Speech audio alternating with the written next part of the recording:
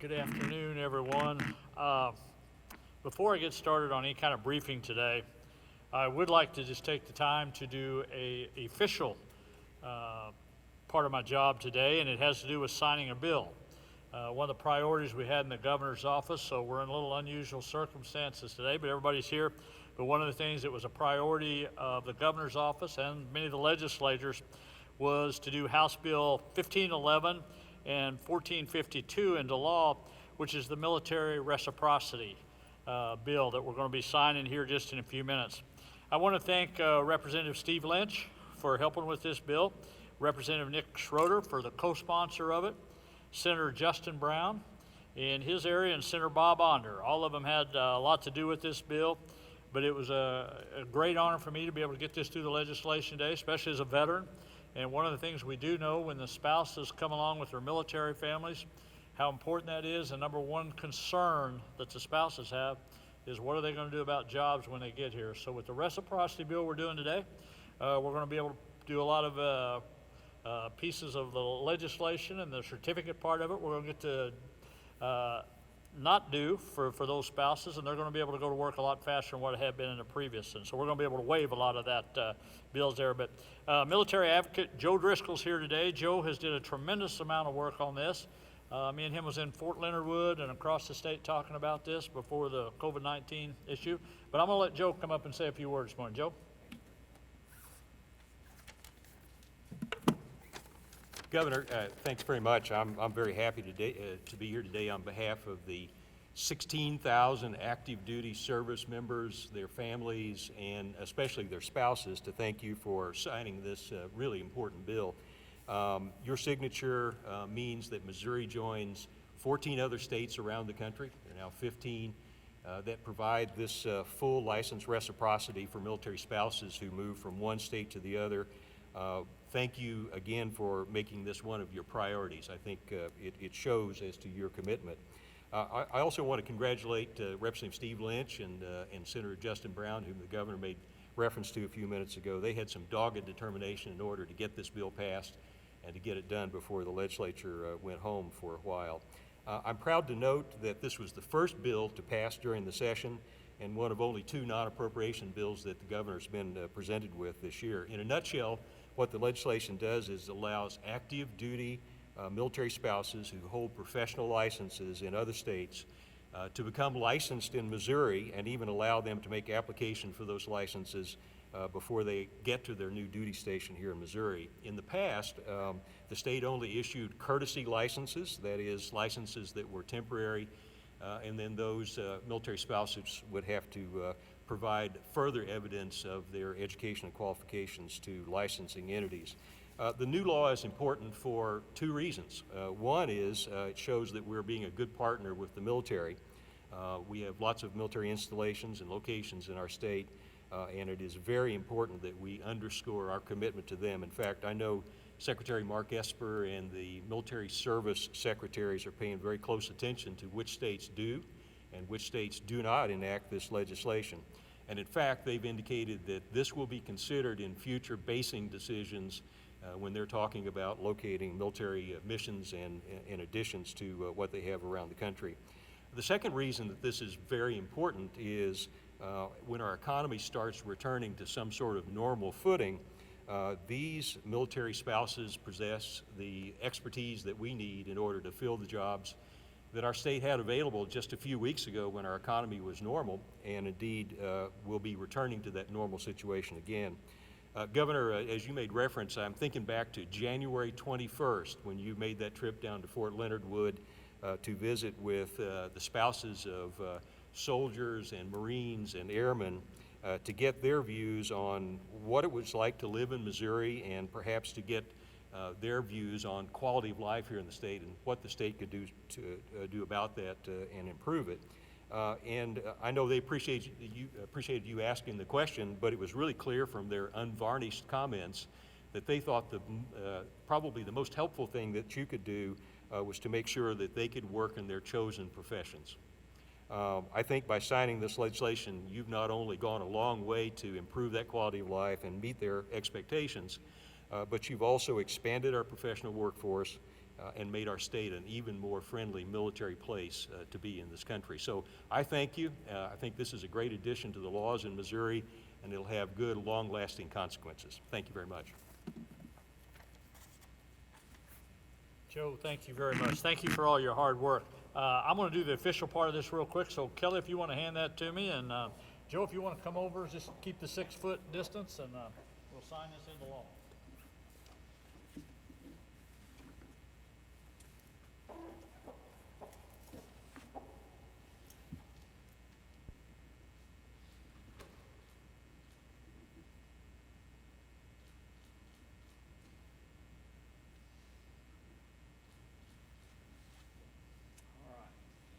That makes it official for all of us.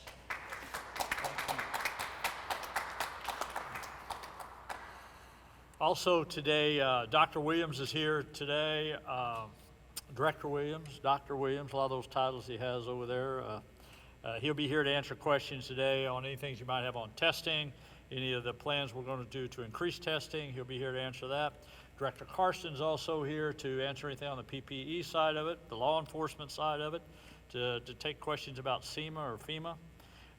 Today earlier, we've been working on, actually I talked to the federal delegation earlier this morning about kind of their plans of about the package they think is going to be coming down that they think they're going to get passed today in Washington, D.C. We'll see.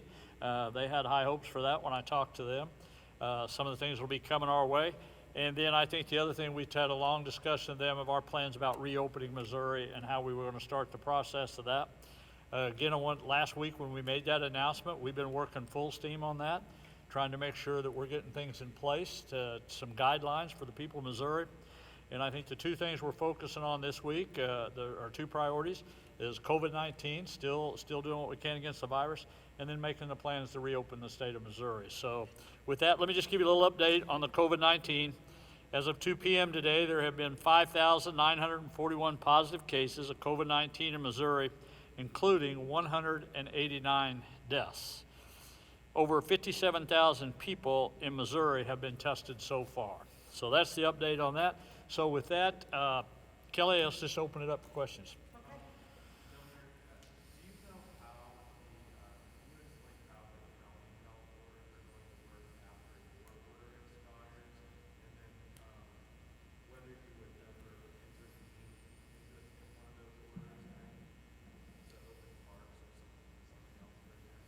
Yeah, I think you're going to see, we're going to take a look at open, we're going to look at recreations, we're going to look at sports, all the possibilities to open up the state. We're going to take a look at those things. I think one thing you're going to see is the guidelines of social distancing. That'll all play part of how we're going to open up the state. It'll be part of it. But all those things we're going to take a look at. We're right now in the process of kind of giving guidelines that we've got that we're working on every day. We hope to talk and again, we're working on the guidelines. When I say we are working on that, we're talking to county commissioners, we're talking to mayors, we're talking to executive directors, we're talking to the restaurant industry, the manufacturing industry. A lot of people are having a lot of input into this of how we foresee that we're going to be able to open up the state of Missouri and still make sure that we got the consumer confidence out there that it's safe to be out there. I will just say this as we work through this process. I think it's important to realize no matter what the regulatory side of it might look like, I think we're a long way from people just all of a sudden going to leave their homes and go out there and feel like it's okay to go out into crowded areas and things like that. I think there's going to be a lot of self-discipline to that, to the everyday person. But what we're going to try to do is build the guidelines to give it to the counties, the cities across the state. That's a blanket policy. And then they're going to be able to, if they want to do something a little bit more stricter, they can.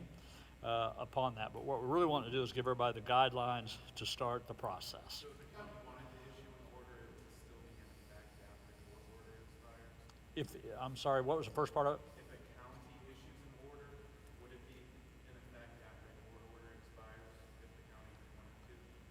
Well, if the county does an order, whether they do it now or whether they do it after the new one, they can do stricter guidelines. So they could have one in place. It was stricter guidelines of what we can. It just can't be any less guidelines than what we are. Do you have an ETA Yeah. on phase one of reopening? And then You'll have to step up here. I can't hear you that far away. do you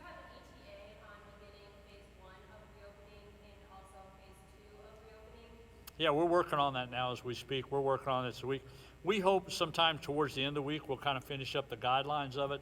And then next week, we hope to be able to put that out to, we're going to want to put it out to the county commissioners, the mayors, and the people in the local areas as soon as we can. But we hope by next Wednesday, we'll be at the point where we'll have things pretty well in place for people to view that. So. Governor, over 200 people gathered outside the Capitol today, asking for you to reopen the economy. They did single you out specifically to say that your stay-at-home order went beyond your constitutional powers and to say that you were infringing on their liberties. How do you respond to their criticism? Yeah, look, we've been doing this for weeks now, for months, We announced last week we were going to open up the state, so I mean, I get them protesting today, and that's fine. They have every right to do that, but, what we've been asking people all along is to stay home. That's what we're simply doing, and going with the guidelines of the state. They have every right to be out there. We announced last week we're going to open the state. We haven't changed, and we're going to continue on that plan.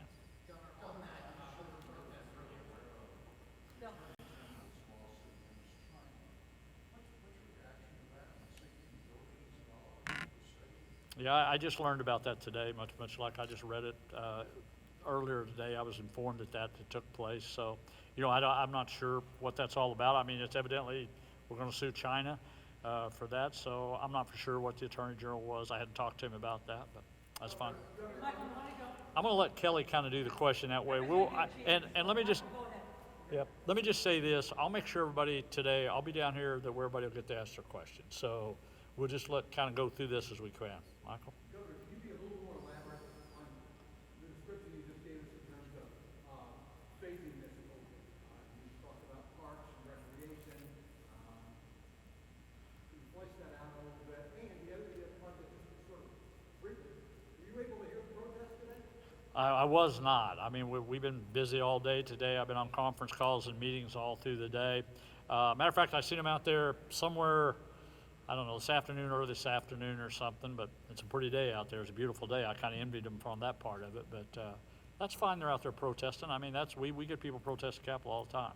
And so the first part of the question was, get into a little more detail. Okay, look, for the most part, we're going to try to open things up. I want to be careful saying everything. We still got to deal with things like the nursing homes. We got to look at things where there's high risk. You still got casinos we're part of discussing.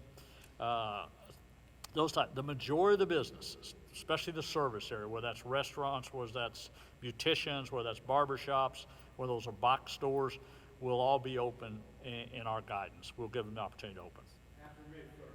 After May the 3rd, yeah. And I think the other thing, in fairness to the business of the state, as I've often said, it's very difficult just to go out there like on, say, Sunday, May the 3rd, all of a sudden I say, okay, you can open up tomorrow, and they're not for sure. It's going to take a little bit of time to get people back to work. They're going to have to call employees back in. They're going to have to get supplies for a lot of them and things like that. So, again, it's why it's important to me to work with the associations and to work our way through this. But there's a plan in place, and I think we're going to be able to execute that plan. And then it'll be an ongoing process. So I don't want to think just because the way we open up, let's call it phase one, whatever you want to call it.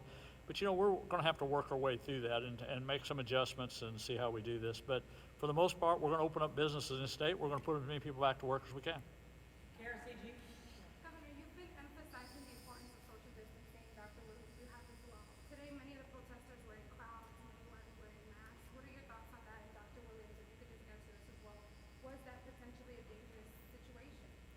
Yeah, Dr. Williams, come on up. You can answer that. Thank you for the question. Yeah, again, the virus doesn't differentiate between why you're gathering. It doesn't know the difference. And so we just, strongly for your own safety, that, as the governor said, to protest is fine, but you need to do it responsibly. Because as we've said all along, and the governor said all along, it's not, not only you who could get infected, but you could infect others. And so we would just, at any type of gathering, and people call me and say, can I waive this, can I waive that? And I go, I'm really thinking about you when I say, no, you really need to practice social distancing, whether it's, again, less than 10 people, 6 feet, and if you're in a situation where you can't do that, then wear your mask. But that's for your protection, as well as those around you, your loved ones and others. Doctor, do you think that protest was safe? I did not ask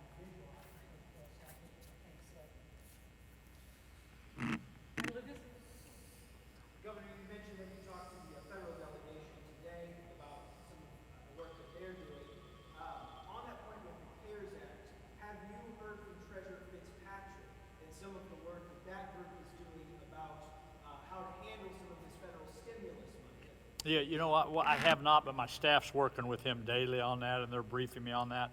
But I think it's important to know that the stimulus money, part of the stimulus money has arrived. About half of it's here. There's still a half of it we're waiting on. The 24th, they're supposed to have the complete guidelines on that. So shortly thereafter, once we get that, we'll be trying to make the process through their role and through the office they're much more on the advisory role type of it, just trying to go through this. And it's really just about work. It's about having the people able to go through this. Why I asked the treasurer to go through there, it's just simply because our office is pretty overwhelmed right now with the unemployment, all the other things going on. But again, we're just reaching out for help, so it's on that. And I believe Jacqueline asked you this yesterday, but I'll ask again, what is the latest with the fiscal year 21 budget? And when might we see some of the... Yeah, you know, the legislature is going to be in here next week to work on the 21 budget. You know, I think one of the things we got to realize is we're not for sure what the federal stimulus part of that's going to be. So that's kind of the big unknown out there, what they're going to come in to help. And what they're going to do, are they going to be in to help with part of the tax revenue loss for the states and the cities and the counties? We just don't know that yet. So, you know, time will tell us on that, but I think you have to prepare the state for 21. I mean, it's going to be on the negative. We know that, so we're going to have to prepare for that. It's going to be several $100 million that we're going to have to figure out how to get out of the budget to prepare for 21. However, I have talked to several people on some of the financial people. They think there's a good opportunity for the fourth quarter this year, things in the third and the fourth quarter, that maybe the economy can come back pretty strong. So, you know, we hope that's going to happen, and maybe that changes those numbers. But for right now, we have to balance the budget. It's just that simple, and you only got so much money to do it. So I think it's important that people know that, because whether you're a small town in Missouri or a county, thinking that maybe the state's going to be able to come out there and help us out, to bail us out of some of this, I'm not sure that's going to be possible. So again, it's back to the federal stimulus money. That's the big unknown out there. But everything on the federal money that's coming is pretty well related to COVID-19. So it just has to be paid for that, and you're going to have to make sure that the receipts, and you can prove that whatever those reimbursements are, go to that. Governor, the state of emergency and the social distancing, everything that's gotten us to where we are now, was any of that avoidable? Could it have been done any other way? Why or why not? Yeah, I didn't hear what the question was. I'm sorry. The state of emergency and the social distancing, everything that's gotten us to where we are, to the point of some of the protesters outside today, was any of that avoidable? Could it have been done another way, or if so, why or why not? You know, look, Missouri's going to have to use common sense here and be smart about this. The majority of the Missourians are doing what they're being asked to do. We know that just because we've seen the curve on the coronavirus. There's 6 million people in this state. Let's just be realistic about it. There's not going to be somebody out there that can separate somebody to make sure you're 6 foot apart all the time, everywhere you go. You know, we got to take that responsibility on ourselves, and people in this state, and I think they will, because I think the majority of people is going to think of their own safety also, and the concern of that. So I think Missourians are going to step up to that challenge, but we're going to continue to recommend some sort of social distancing as these orders go through and these guidelines go. They'll be part of that.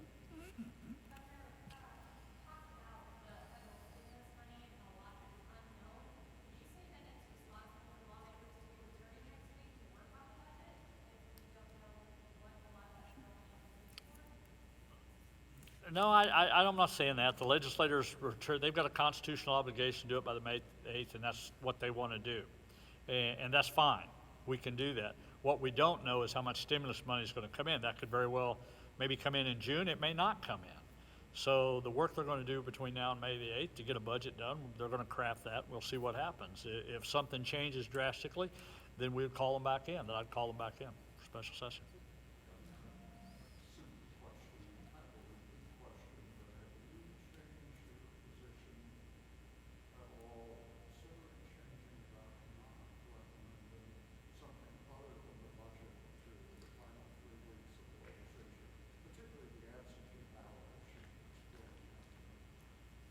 Yeah. Well, again, that's up to the legislatures I'm not sure what all their agenda is going to be on there, the House and the Senate. You know, really right now we're focused on the COVID-19 from my office, the unemployment issues we're having. We're working on the mental health situation, making sure the corrections There's just a lot of things we're trying to do. One, these models we've been doing for weeks. It's a lot of time. I'm not sure what the legislators are going to come up, what they're going to try to pass, or if they're going to try to pass anything, other than I know the main reason they're coming up here is for the budget, is what we know, and we're going to try to give them as much information we can to help with the budget process.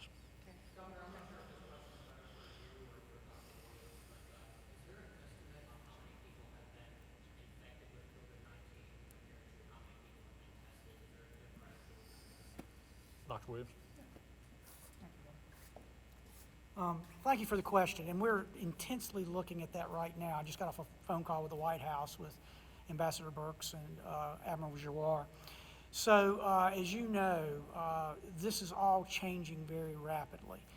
We now, and LabCorp announced today that you can do at-home testing that they're going to make available. There's saliva testing that's coming on board. But to your question, what is the prevalence? And so you're seeing some research coming out of Santa Clara County, some research coming out of LA, looking at that. There was a study, not a study, a survey closer here. And so that's one thing we're very interested in, and we're going to talk more about is obviously the way you normally do a seroprevalence study is with antibodies. But we won't have that capability for about 3 weeks. So we're looking at other ways to answer the question exactly. I'll tell you that if you look at the very limited research nationally, people would quote a prevalence of about 2%, maybe 3%, including asymptomatic people and symptomatic people. So I think that's a number we kind of walk around with. But obviously that number is going to be very different for Worth County and Gentry County, I believe, than it is going to be for St. Louis County and St. Louis City, where we have half of our cases. And so when you talk about it, it's going to vary around the state because it's a very diverse state. So we're very interested in that as well for the reasons we've talked about. It would help people know if they think they might have had it, but they never got tested. It would certainly help our first responders. And it also helps us, we've always committed to this being science-driven. That's why we do so much testing. And antibodies and prevalence studies using PCR will give us more information. As we transition into recovery, it would be very helpful to know that very thing, and we have a plan to kind of get us there. So does the state have an estimate at all on how many people have COVID-19 that have that? No, but we're working to find that out. We're working to get there. And since I'm up here just real quickly, I want to thank the governor for signing this bill today. I was at Whiteman Air Force Base about 9 months ago, and when I toured their medical facilities, which are excellent. And when I asked them what would be the one thing we could do to help you, it's that very bill that was signed today. Many of those spouses are in healthcare. Some of them are teachers and other things, but many of them, both men and women, are in healthcare. And so, we have 500,000 veterans here in Missouri, and as Joe said, we have 18,000 active duty, and that's really probably, they would say, one of the kindest things we could have done for them was to get that done. So thank you, Governor, for doing that. Right here, microphone. Michael, you'll get your chance in just a second. Michael, just a second. Go. Governor, this will be for you.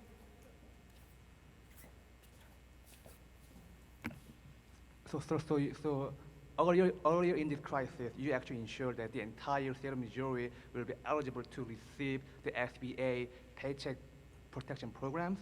And last week, the director, Rob, I forgot his name. Dixon? Yes. Director Dixon said about 46,000 of small businesses in Missouri got received those benefits, but that's actually less than 10% of the entire small businesses in Missouri. So do you have any plans or thoughts in place that would ensure that every business who apply for the program to get the benefits, sir? We hope so, as long as the money's there. That was one of the things today. There's more money coming out for that. If that was a question you're asking of the ones that haven't got it yet, well, if they just run out of money is what happened.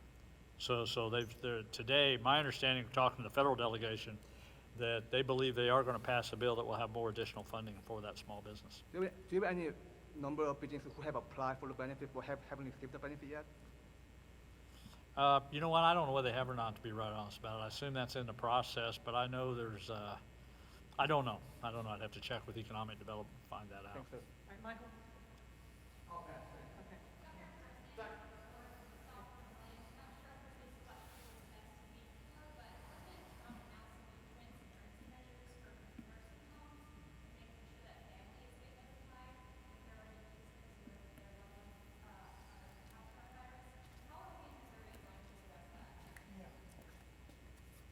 Thank you very much for the questions. I've been working on that a large part of the day. As you know, in Missouri, certain counties will tell of the cases in nursing homes, and certain counties choose not to. And we try to respect that. But we learned of that last night, that CMS guidance now is that all nursing homes have to report cases. So I left the team when I drove over here today looking at that very issue. Would it probably make sense for us to report all of the nursing homes that statewide instead of leaving it up to the county? And so we're looking at that today. So that's very much on our minds about that. Again, a huge point of emphasis going forward is our congregated facilities, such as long-term care facilities. And like I said yesterday, we worked on that all weekend. And think going forward, as we box in outbreaks, that's going to be something that's really important. We've changed our testing guidelines today, which we're going to talk more about tomorrow. But it's those testing guidelines we changed are very much aimed at your question. So you might have answered this, I think it might be, but New York is requiring nursing homes to say whether or not they have conflict. Yeah, we're very strongly considering it today, yes. I'm asking, I asked my team today to research that, see what other states are doing. It's been an issue here in Missouri because some counties do it, some don't. And so we're looking at that today. Hey, right here, right here. Dr. Williams, some of the folks outside today protesting said it's just common sense that anyone who is sick should stay home, or if you are vulnerable, stay home, and everyone else should be able to go back to work right now. What is your take on that? Well, I wish we could do it that way. I think, again, just listening to Ambassador Burks on the conference call we just had, and we had all the labs on there, Abbott and Roche and all the other ones, because it was about testing. We are aware that the more we learn about this virus, that there is an asymptomatic component to it, that you probably are infectious 2 days, 3 days before you become most infectious when you're coughing and have respiratory symptoms. So we learn something new about it every day, but if that is in fact the case, as Ambassador Burks was talking about today, then that would mean what you just said you couldn't rely on, which is just wait till you start coughing, and that if you're not coughing, then you're fine. So. All right, back over there. Dr. Williams, does the state have any other priorities that are before funding local health departments? Well, our number one priority is to save lives and protect health, period. And so, I think just to hark back, to an issue that came up working with our local health departments, we received some money, and traditionally we would have taken that first tranche of money and worked with, and sent that out, and we decided that we needed to spend it on PPE, to be honest with you. We just thought the most important thing. Now, our commitment to them is, as the governor says, we receive more money and we get federal guidelines, then we certainly realize that that is something they've been incredibly helpful with. But I'm a doctor first, and the first thing we realized when we got that money working with Sandy was PPE was going to save lives. We'd have later to do other things like fund health departments or whatever, but the most important thing was to save lives. How will local health departments be chosen to pick that money? Will it be where the most cases were, or will it be spread across the state? I really haven't gotten to that. And I think back to the governor's point, I think they'd be putting the cart in front of the horse to decide that before we see how much money it is and what the guidelines are. Dr. Williams? Yeah, Lucas. Both last week and again today, that testing guidelines for the state changed. I apologize if I missed this. What are the new testing guidelines? Well, yeah, I hope to have them out for you tomorrow, but I'll give you a flavor of them if you would. We are going to move, first of all, to very much developing this boxed-in strategy around congregated facilities, and that's anywhere there's an outbreak. Because if you've noticed, we are not seeing as much community transmission. This is like the 12th day in a row we've had less than 200 cases, and we were seeing 300 and almost 400. So that gives us more capacity to test. But as Ambassador Burke said today, and Admiral Giroir, in the future, we're really going to have to focus on nursing homes. That's where much of our mortality is from and much of our morbidity. And so if you're going to do that, you start moving into what we call comprehensive testing. And very similar to what we did this weekend, in which you go in and you test a lot of people and you test them quick. One thing Ambassador Burks talked today is the possibility of doing Sentinel testing, where Sentinel meaning you're looking for people to kind of be a sentinel to let you know it might be coming. So I think that's the first thing on testing. Again, just to tip my hand, one thing we've gotten is just we had a guidelines in there about testing first responders, law enforcement. Well, one of the things was that you had to have known contact with someone. Well, first responders will tell you that they're in contact with everybody. So I've been getting about 6 phone calls a day going, you know, I've got a highway patrolman who's got a cough and a fever, but he doesn't or she doesn't know exactly who she was exposed to. So we changed that today. And there are about 2 or 3 others that we'll put out tomorrow. But, you know, this is a dynamic situation. We learn something new every day. We're moving into a new phase. And so we always have to try to see that ahead of time and adjust accordingly. Mr. Brooks? Yes, sir. Huh?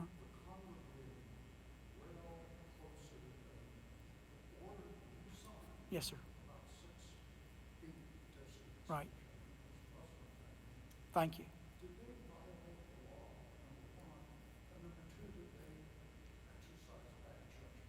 Well, my order carries the force of law. So to answer your first question, if they deviated from that, then yes, that is a deviation from the law. You know, when you say bad judgment, I don't tend to be, as a clinician, as a doctor, you know, I didn't become a judge, I didn't become a lawyer. I'm more concerned about their health. That's my number one priority. So rather than judge them, what I would try to do is convince them that the governor, I think the most important thing we have to do in our offices is keep people safe and save lives. And so anything that I need to encourage people to do that, I'm going to do. I don't judge that. I'm just trying to help them. It does, by the force of law, it is a misdemeanor, yes. Dr. Williams, can you explain how the local health orders are going to work after the governor's order expires? Yeah. Are they going to be able to operate under the same orders they're operating under now? Yeah, I can't express it any better than the governor, which is simply, as he said, is that local health departments always have the ability to be more stringent. You've seen that in your, St. Louis. But they're not allowed to make them less stringent. Our orders supersede those. And so it's exactly as the governor explained it. So they'll be able to keep parks closed if that's the Yep. best route? Yeah, they can make it more stringent, but under their existing orders, but they can't make it less stringent. Is that? Does the state have enough PPE for healthcare workers and other workers to conduct the contact tracing and the testing needed to start reopening Missouri?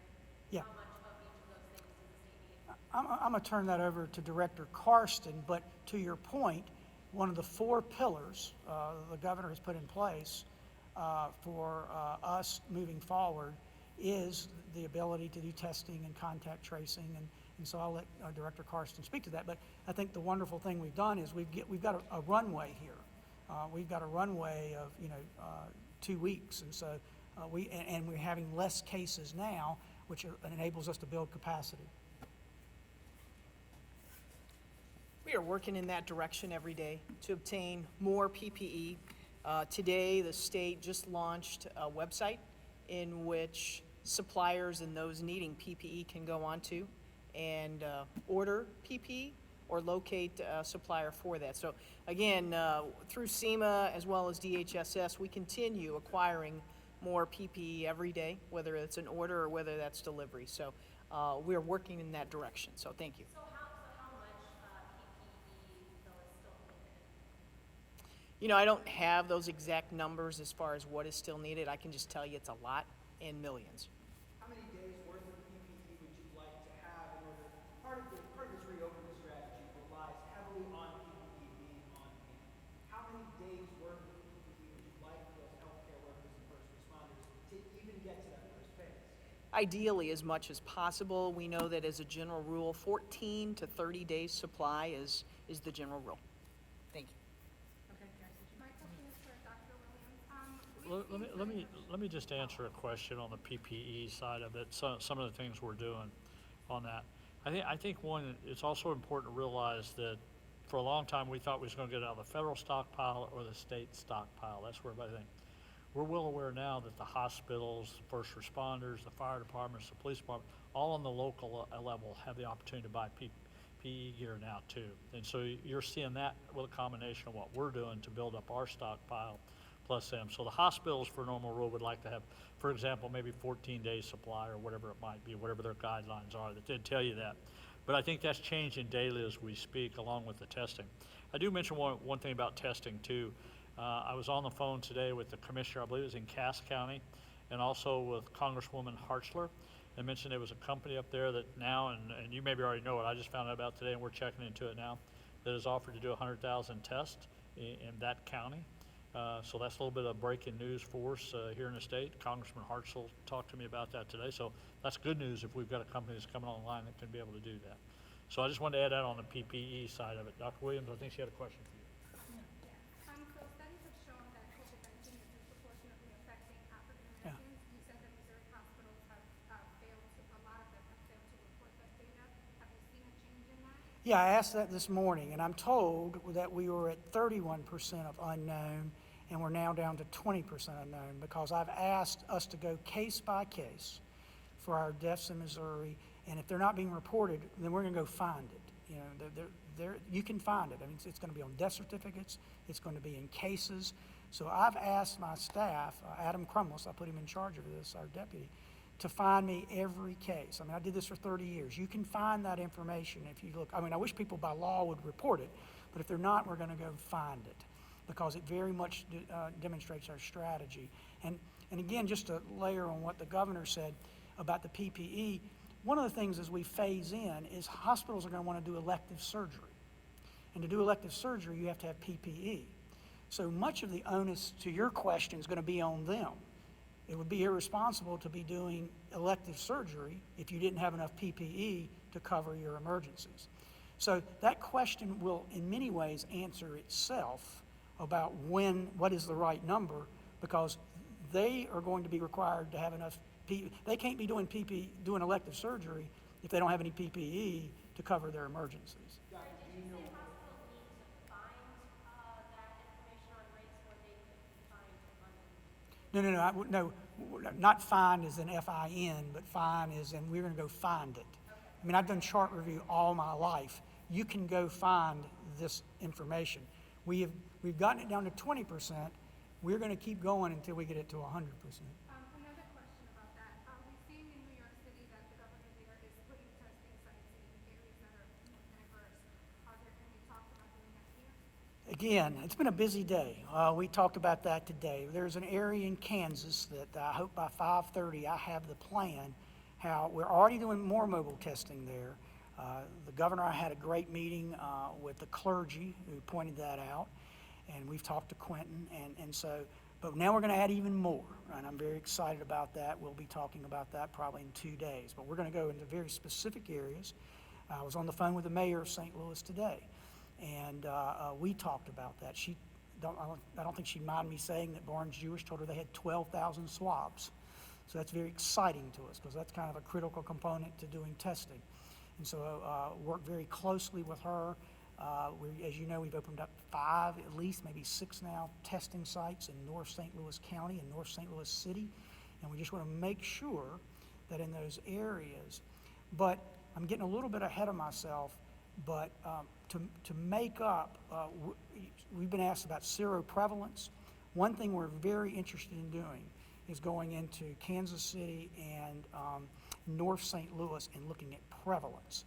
And we have ways of doing that, through our testing, that'll answer 2 questions. One, do symptomatic and asymptomatic people have exposure to COVID-19? So that's going to be one of our priorities, is to look at that, because we see more morbidity there. Doctor, Yeah, Lucas. I guess 20% unknown. Would you mind sharing of those known cases how the deaths break down by racial demographics? what I was told, I have not seen the data myself, was that it was, and I wasn't given a number, but that the majority were Caucasian. But how much of that majority, I don't know. Adam Crumlis is the one that answered that question for me. I called him at. Governor, we have time for one more question. Philip? Governor, I think it was last month that the Department of Homeland Security put out the guidance of what is essential and non-essential.